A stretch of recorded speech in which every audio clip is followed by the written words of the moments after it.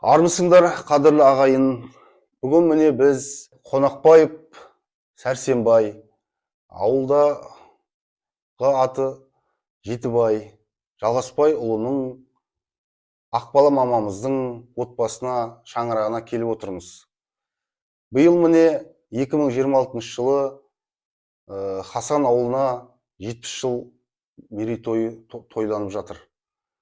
Сонау 1956 жылы Хасан ауылында 20-шы партия совхозы құрылып, сол жерде еңбек адамдары мал шаруашылығымен айналысу үшін үлкен мал шаруашылығы өндірісі совхоз құрылып, сол жерге майталман шопандар, майталман жұмыскерлер жинала бастаған. Сол кезде Хасан ауылында жаңағы ауылымыздың шопандарының балдары бар, басқа да механизаторлары бар, шопырлары бар, құрылысшылары бар. Солардың балаларын оқытуға деген сұраныс туды. Сол кезде Хасан ауылынан 1959 жылы алғашқы ұстаз болып еңбек жолын бастаған көкеміз және мамамыз. Осы екеуінен бүгін сұхбат алуға келіп отырмыз. Хасан деген bizim ata-babalarımızın әке-шешеміздің отырған жерлері. Сол жерде әуелі әкеміз колхоздың қойын бақты, артынан совхоз болды, совхоздың қойын бақты. Сол жерлерде өмір сүрді. Біз де сол Хасанда болдық. Красавойск дейтін қалада, яғни Түркменстанның Красавойск қаласында 3 жыл оқыдық. Сосын 4-ші курста Марға ауыстық. 4 курсты бітіріп, мен жұмысқа барайын деп Гаранаға бардым. Районаға барып едім. Жақсы келдіңдер. Хасаннан мектеп ашып оқытайық деп едік. Сен сол Хасанға бар дейді. Мен сол Хасанға соның айтуы бойынша бастық қой. Бастықтың айтуы бойынша Хасанға бардым. Хасанда бір үлкен үй, бір жағы мына Іздұрғанның бөлмесі, бір жағы кең, бұдан да кең бөлме бар екен. Осы жерде оқисыңыздар. Ферма бастығы Қобылан Тілек. Сол Қобылан Тілектің айтуы бойынша осы мектепке 3 жерде барады. Дегенсін дайын мектепте жоқ. Осы мектепте құру керек болатын болды. Балалардың тізімін алдым. 15-16 бала келешекте оқиды екен. Бастауыш сыныпта. Бастауыш 1-ші, 2-ші, 3-ші, 4-ші. Мен де педагогиканы бітіріп келген адаммын. Сосын бұлардың енді бос тұрған мынандай кабинет. Онда ешқандай оқу құралдары, оқу жабдықтары жоқ. Мен ферма бастығынан машина сұрап, Қошавадан тақта, сүлмен сейілден парта, қажетті заттардың барлығы, тақта, парта, және осы сияқты заттардың барлығын жинап әкеле бердім.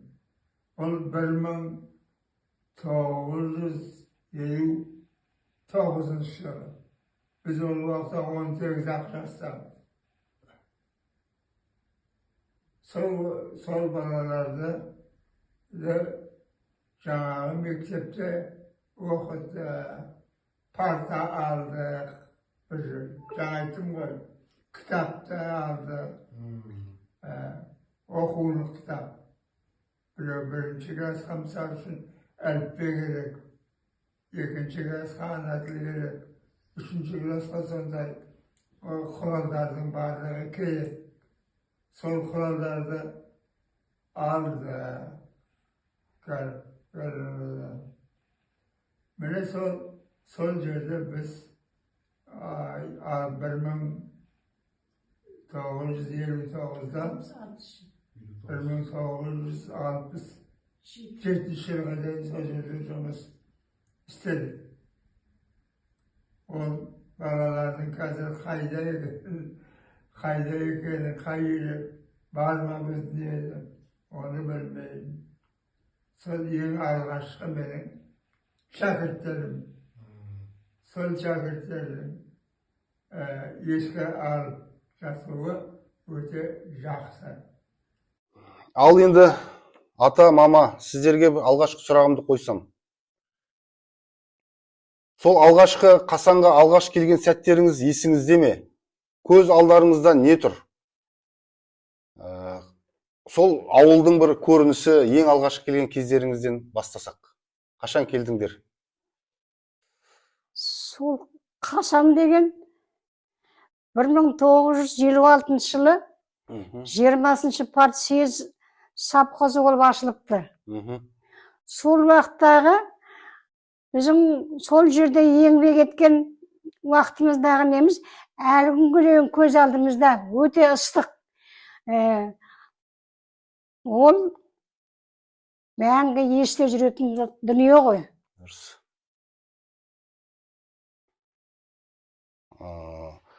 Ол кезде заман қиын, тұрмыс ауыр, жас отбасы ретінде осындай ауылға келіп мектеп ашып жұмыс бастадыңыздар. Ең алғаш мектеп қай жерден қоныстандыңыздар? Үйлеріңіз бен мектептеріңіз қандай болды? Сол ең алғашқы қай жылы келдіңдер? Мектеп қай жерден ашылды? Сол туралы бастасақ. Біз 1959 жылы Мары педучилищесін мына Жетібай, мен тағы да 2-3 қазақтың қыздары Мары педучилищесін бітіріп келгенбіз. Келгенде мен қаланың Красногорскінің нөмірі 3-ші мектебінде бастауыш класс мұғалім болып орналастым. Сол жылы августтық конференция болғанда өзімен бірге оқыған педучилищеде оқыған мына Жетібайды көрдім. Конференцияға шыққаннан кейін. Жетібай, не қылдың? Жұмысқа орналастың ба деп сұрадым. Сұрағанда Қасан деген жерде жаңа бастауыш класс мектебін ашылған жатыр екен. Мені районы сол мектепке мұғалім қылып қабылдап алып жатыр. Сол жерге орналастым деді. О, жақсы болған екен. Ауылыңа жұмысқа орналастып дедім. Сол жерде бұл 1959 жылы совхоздың алғашқы мектебін ашып, мұғалім болған мына кісі, көкең. Сөйтіп жүргенде 1961 жылы 2 жылдан кейін сол Қасанға келін болып мен түстім. Августтың бас жағында. Келін болып түскеннен кейін енді маған жұмыс керек қой. Жұмыс келгенде бір құртағанда мектеп класс. Оған бір өзі мұғалім істеп жүр. Енді не істеймін, осы мектебі қаяқты екен деп далаға шығып қарасам, мектебі бір кішкентай бөлме. Ауылдың алдында кашар бар. Кашардың артқы жағында 2 корпус бар екен. Бірінші корпуста екі бөлмелі, екі семьяның адамы бар. Екі бөлмелі бір семья, тағы екі бөлмелі бір семья. Оны бірінші корпустағы ненің ана құдыққа қарап тұрған жағында екі бөлмесінің арасын ашып, магазин қылыпты. Ол кезде дүкенде магазин дейді ғой. Иә. Магазин қылыпты. Магазинде Жиенбай мен Жерлеш магазинші. Бер жағындағы екі бөлмесін Адир Қуандықтың шешесі, әке шешесі отыр екен. Қолында Қуандықтың үлкен қызы Тәту бар. Сонан кейінгі екінші корпуста, о да жаңағыда екі семьялы екен. Соның жаңағы бірінші корпусқа қараған жағын арасын ашып жіберіп, класс мектеп қылыпты. Арасында коридор бар кішкентай. Мына жағында екі бөлменің, сол коридор қарап тұрған бір бөлмесін, мына кісінің, мына көкеңнің үйі, менің келін болып түскен үйім. Екінші бөлмесі кімнің? Іздұрған. Ақмұрзаев па фамилиясы? Иә. Иә. Сол Іздұрғанның үйі, оның шешесі бар, Бекіш деген інісі бар, Айтбейбі бар, өзі бар, тағы екі баласы бар. Аман келді, аман тұрды деген балдары бар екен. Сөйтіп сол жерде мектепте орналасты, сентябрь болды. Сентябрьде көкең өзінің жұмысына кетті, мен жұмыссыз еттім. Бұл жаңағы неге сөйледің, жаңа 20-шы партия совхоздың директоры Кашап деген татар екен. Замы Саркасян деген армян екен. Соларға нетіп бір күні сентябрьдің аяқ жағында қайным, өзімнің қайным. Ой, бастықтар келіп, мына неде Кашарда жиналыс өткізейін деп жатыр, жеңеше сені шақырып жатыр деді. Тезірек маған да жұмыс тапқан шығар деп жүгіріп бардым. Барсам, шопандармен жиналыс өткізейін деп жатыр екен. Олар мен совхоздың затын көп түсінбеймін ғой. Жиналысты өткізді, столдың үстінде, азғантай столдың бір 3-4 қағаз жатыр екен. Қарап отқанша еріме қылайыншы деп, жаңа қағазды өңіліп оқыдым. Оқып отырғанымда бір сөздерінің, сөйлемнің несінің мағынасы келісіңкіремеген сияқты болды. Жаңа Кашаповтың жазған, Кашапов жазды ма, Саркасян жазды, білмеймін. Сосын жиналысы бітті, біраз қандай жаңағы шопандар ғой, 5-6 шопан. Сонан жазбын, оқып болдың ба? Біздің неміздің саған көп несі болмады деп, жаңа орысшалап Кашап маған сөйледі. Сосын мен де орыс тілінде жауап бердім. Көп оқыған жоқпын, мынауырды оқып едім. Что-то мынаның сөйлемдерінің мағынасы терең айтылмаған сияқты менің ойымша деп сөйледі. Қалай ету керек деді. Сосын жаңаның өзімнің ойымдағын айттым. Себебі мен дүниеге келіп көзімді ашқаннан 1961 жылы Қасанға келін болып түскенше орыстың ішінде болдым. Орыстың тілін 100%-ға білемді айта алмаймын да, бір шамалап білетін едім. Грамматикалық жағын онша айта алмаймын дедім. Сонда менің ана айтқан немін Кашапты, Саркасянды кәдімгідей өздеріне жақсы қабылдап, сонан кейін Кашап пен Саркасян мені өзіне тартып алды. Ойбай, саған жұмыс керек болса, ендігі неде келгенде саған жұмыс тауып әкеліп табамыз деді. Келесі бір қанша уақыт болғанымен 5-6 күннен кейін келіп, жиналысқа тағы шақырып барды. Ой, саған мынаның ішінде жаңа Кашардың ішінде бөлме бір 3-4 бөлме бар екен. Біреуін ақтатып қойған екен, ақтетіп, үстіне стол қойыпты. Сосын қызыл мата жауып, не қойыпты. Мынаны саған избе читальный кітапхана, азғанда шағын кітапхана қойған қылып береміз деп, біраз қандай жұмысшы газетінің подшипкісі бар, тағы бір газеттің подшипкілері бар. Әрқайсыларының өздерінің отырған конторындегі затау деймін әкеліп, соны қойды. Бір 5-6 кітабы бар. Кітапты көбейтеміз, етеміз деп, мен сол күннен бастап сол избе читальныйның кітапханашы болып отырдым. Сөйтіп жүргенімде ноябрь айында мына кісі армияға алып кетті. 3 айдан кейін армияға алып кетті. Сосын районның несі келді, жаңағы басшылары келді. Мені қараны, қалай оқыдың, қайда оқып жүрсің деп. Сол мен енді педагогиканы бітірдім. 60 жылы Қызылорда Гоголь атындағы пединститутқа түстім. Бірінші курстың сырттай бөлімінде оқып жүрмін деп айттым. Бәрін жазып алып, мені көкеңнің орнына бастауыш классқа өттік.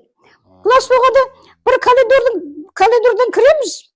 Мынау класс, мынау мен. Ішінде 4 парта бар. Бір стол бар. 2 орындық бар.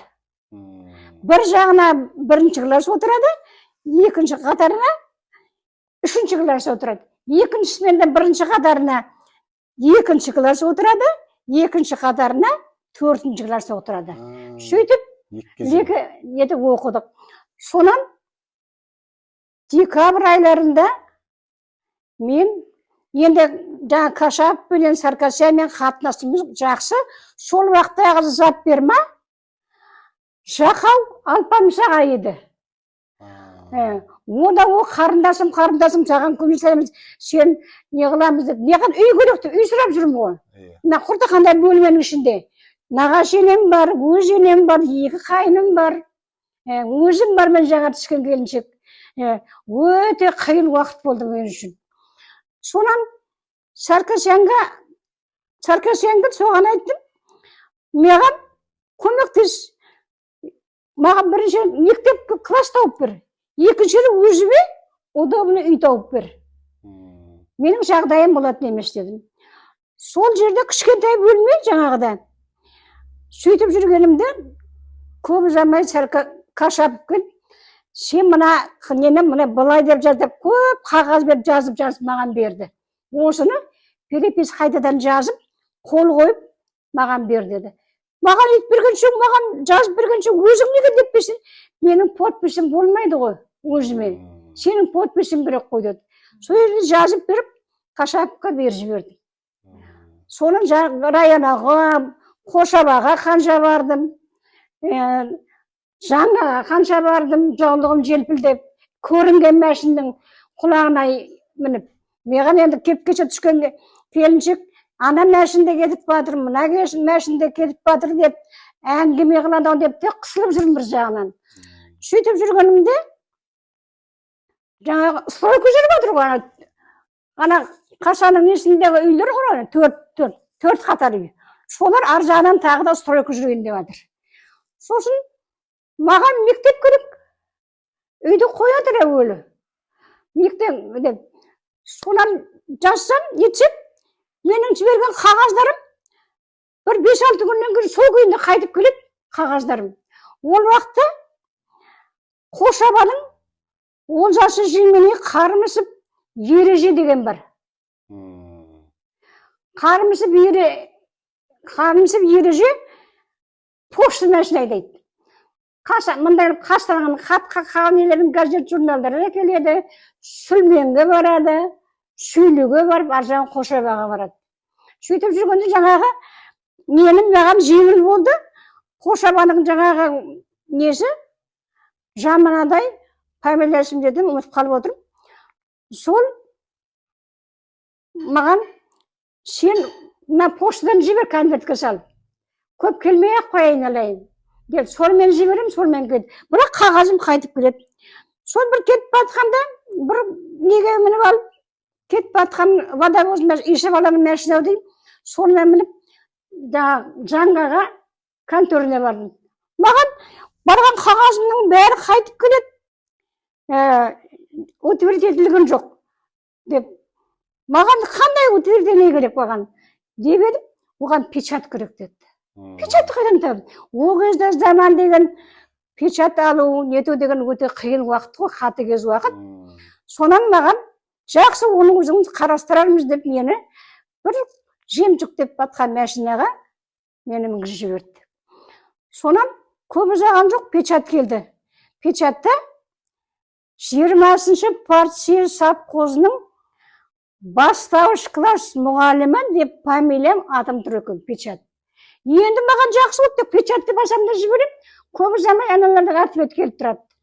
Сөйтіп жүргенімде стройка жүріп жатқанда ең бірінші өзімнің қазіргі жұмагүлдер отырды. 2 бөлмелі. Ой, мектеп салып жатырмыз, мектеп болып қалды деді. Барып көресің бе деді. Ай, сыртынан көріп жүрмін, ішіне барып көріп не қыламын? Сыртына қарағанда әдемі биік үй екен дедім. Барсам, бір бөлменің есігі мына жағында, екінші бөлменің есігі тоты түп жағында. Мектеп класс қылуға ыңғайсыз болды. Соған кіріп кеткеннен кейін тағы жаздым бұл. Маған мектеп керек, мен үй қыламын деп. Ал енді мама жаңа ауылдың жаңа Кашар жақтан келін болып түсіп, сол Көке армейге кетті. Содан мектепке мұғалім болып келдіңіз. Сол кездерде алғашқы оқытқан оқушыларың туралы, сол кездегі ауылдың бір көрінісі, қай жерлерде кімдердің үйлері болып, тұрғындары туралы айтсақ. Оқушылары, тұрғындар, сол алғашқы 61 жылдарда. Жаңа айттым, кішкентай енді бір коридордың бойында мектеп. Ішінде 4 парта бір орын стол бар деп. Сонда ең алғаш оқытқаным Балқаев Тұрманбет. Өзімнің қайынсіңлім Еркежан. Сәуле апамыз. Иә. Сол сосын жаңағы Тәту Адырова. Сосын Жиенбайдың қызы кім? Дәмет. Фамилиясы кім еді, ұмытып қалдым ғой.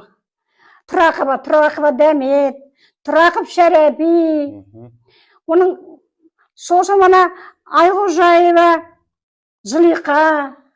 Тіпті соның Зылиқаның күйеуі Алпысты да мен оқыттым.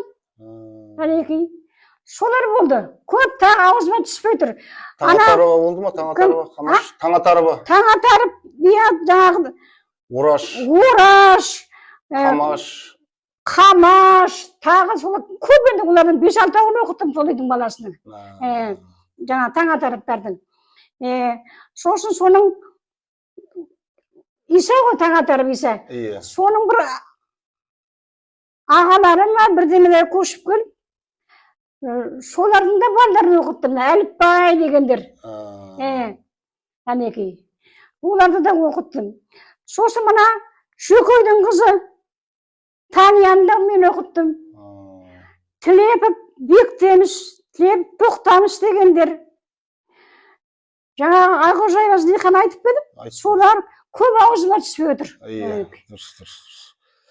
Сол кездегі үйлерден Кашардың қасында жаңағы 2 корпус дедім ғой.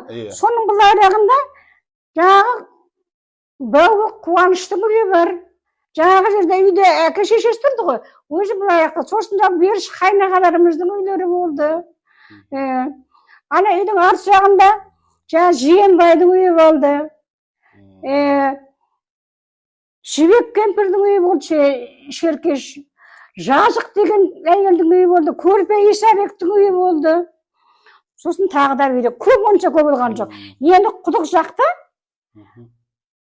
Байбоз Үбікардың үйі болды. Сосын кім аты кім ұмытып қалдым ғой. Шектібайдың үйі болды. Тағы да Жақау Орынбай деген Жақаудың үйі болды. Бердештер болды ма? Бердеш Құлбалаев. Бердеш Құлбалаевтар кішкене мына үй салынды ғой. Соның ар жағында кішкентай шағын үй салып Құлбалаев Бердеш болды.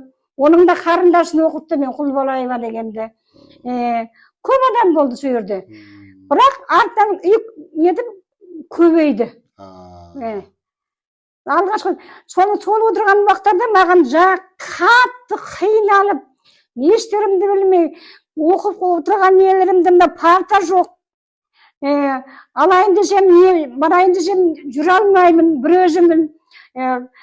Жаңағы әкел деген жадымда совхоздың нелер шопырлары, ой, біз жем тасимыз ба, сенің заттарың тасимыз ба деп, тіпті тыңдамайды да кетеді көбі. Сол уақытта Көрпе Исабектің әйелі. Көрпе Исаның әйелі, Исабектің әйелі. Ой, айналайын Жиенжан, нағашығылады дедім. Ой, Жиенжан, нар жүрекпенен жақсы мені төңгеме еңкейме биікке қара талабың ары қарай жүреді сенің дегенде сол сөздері маған күш болды. Жігер беріп. Иә. Ал жібек кемпірге баратын жайменен баппенен айналып толған бар ақылын айтып, қалай жүріп тұруым керек, қалай сөйлеуім керек, көптің бүкіл елдің бабын қалай табуым керек, үйімдегі екі енемді қалай баптауым керек, барлығын рет-ретіменен Жазық деген әйел, қолында Қалампыр деген қызы болды, Орынбасар деген Қалампырды да мен оқыттым. Жаңа Жібек кемпірдің немере қызы болды қолында, оны да мен оқыттым. Әнек. Сөйтіп солардың тона жақта Әбікәр Байбоз соған барам, ер адам ғой, қандай не қылады деп, Әбікәр деген көп әңгіме айтты. Содан шыққаннан кейін Шектібайға барам. Шектібайды бұлайынша адам, кәдімгі қарапайым адам екен да. Бірақ айтқан сөзі тиянақты, айналып кетеді, құлдығым деп сөйлейді. Құлдығым бұлай қыл, ер адамға бұлай деп сөйле. Жүргенде бұлай тұр. Менің жүріс-тұрысымды қалай жүріп, қалай нетуімді сол Шектібай мен Әбікәр аға көп насихат айтты. Мінекей, оларға әлі күнге дейін олардың айтқан сөздер есімнен кетпейді. Сол уақытта қиын енің уақытында ана үйлер, нелер, адамдар азғанда күннен бала келіп жатыр, парта жоқ. Парта іздеймін. Маған көп партаны берген Қолымаяқтың директоры берді деген фамилиясын ұмытып қалдым. Сол екі парта берді. Бір партасы кішкене қисаңдап тұр екен, екінші партасы жақсы. Оны қисаңдаған несін жаңағы стройка жүреді ғой. Сол жерден Алпамыс аға зат берме болды. Сол жерде плотниктерге шегесін қақтыртып, кәдімгі тым жақсы парта қылдырып әкеліп берді. Ол уақытта бір партаның өзі бір партаны табу қиын болды ғой. Қошап адам маған бір партамен бір кітап да дәптер бірдеме қойып шкаф келді. Сосын бір қорап бор келді. Мен бор табу да қиын ғой бізге. Әнекей. Соның барлығы маған үлкен көмек, үлкен поддержка болды. Сондай қиыншылық уақыттарда манағы мектеп, екінші мектеп болды ғой енді. Соған кірдік. Онда бір жыл отырғаннан кейін мына мектебің ұнамай тұр ма деп, мектепті ұнамай тұр, менің өзімнің отырып тұратында, барғанда отыратын балалардың дәптерін тергеп кететінде орным жоқ, бәрі қиын болып тұр дедім. Стройка жүріп жатыр. Ең, ана салған төрттәрінің ең бірінші несі, кімдер Балқайып, әке шешесі болды, тағы бір қасында. Соның қаптарында ағаштан салынған үй салынды. Ол соңғы уақыттарда, кейінгі уақыттарда мектеп интернаты болды. Соған кірдік. Онда кілең үй, мына арт жаққа қарап тұрған бір несінде, бір коридордың бойында, кірген жердегі есікте класс, ар жағында екі бөлмесі бар, онда Сүгірәлі Данабай деген. Қолында шешесі бар, Есен Темірдің қызы әйелі бар, 3-4 баласы, оның да баласын оқыды. Кірем, классқа, ана Данабайдың балдары кіріп шығып, класстың ішіне кіріп шығып, жүгіріп жүреді. Как раз соның үстіне жаңа района келді ғой. Міне менің оқытып отқанымнан балдар жұрттың садикке баратын баласын оқытам ба? Жоқ болмаса алдымда партада отырған балалар оқытам ба деп едім. Бұған тағы стройка жүреді. Сонан дұрыс өзіне бөлек класс ашып берем деді ғой. Бұл енді жаңағы үшінші жерге кірдік қой. Сөйтіп жүргенде ана сендердің отырған үйінде контор да бар, клуб та бар. Ішінде кітапханада қанша бір жаңағы Нұржұма сол жерден мед дәрігер есебінде ол жүрсе де өзі мед пункті жоқ екен. Оған мед пункті алды, мына жаққа қарағанда несін, Тілеухандардың жағына қараған бөлім несін, жағы оңаша деп, маған бір класс берді ғой. Сонда оқыттым, сонда 2 жыл оқыттым. Сөйтіп жүріп, кәдімгі тек жаңағы себебі мен жаңағы Алпамыс ағайдың орнына жұмағазылар көшіп келді, көп қараштар. Иә. Сол көп жаған жоқ, Жұмағазы аға сап бермек болды. Өте жақсы жайлы кісі. Жаймен айтқан сөзіңді бастан аяқ тыңдайды. Сосын баппенен түсіндіріп, айналайын осылай болады, мынау былай деп, кәдімгі ретіменен түсіндіріп айтты. Ол менің туған бауырымнан кем болған жоқ, Жұмағазы аға. Әнекей. Сол көп пәтерік жасады. Кейбір уақытында, айналып кетейін, мен қала жаққа кетіп батырмын. Беріп жіберетін бірдемелері жоқ қой. Біз жаңағы заявление бірдемен жазамыз жүрмін. Бар деп беріп жіберем. Алып қайтады. Сөйтіп жүргенімде бізге класс көбейді ғой. Баяғы 4 парта, бір столымыз 8 парта болды. 8 партаның бір шкафымыз бар. Бірақ күннен күнге малшылар келіп жатыр ғой, бала көп. Бала көбейіп. Сосын біз жаңағы совхоздың жиналыстарына қатысам сол жерде. Бізге бала көп, не керек? Мектеп керек, 8 жылдық мектеп. 1966 жылы берген арызым 8 жылдық мектеп керек бізге дегенде 1967 жылы мектеп салынсын деген бұйрық шықты. Көке бар ғой оның қасыңызда. Көке армиядан келді ғой. Келді, иә. Көке, мен жаңағы заявление жазған менің атыма печат басамын, көке апарып тапсырады. Соның жиналысы болып қарайтын уақытта мен кетемін. Себебі печат менің атымда ғой. Әнекей. Сөйтіп сондай қызмет жасадық. Сөйтіп 1967 жылы бұйрығы шықты. Жаңа мектеп. Жаңа мектеп салынсын деген май айында. Иә.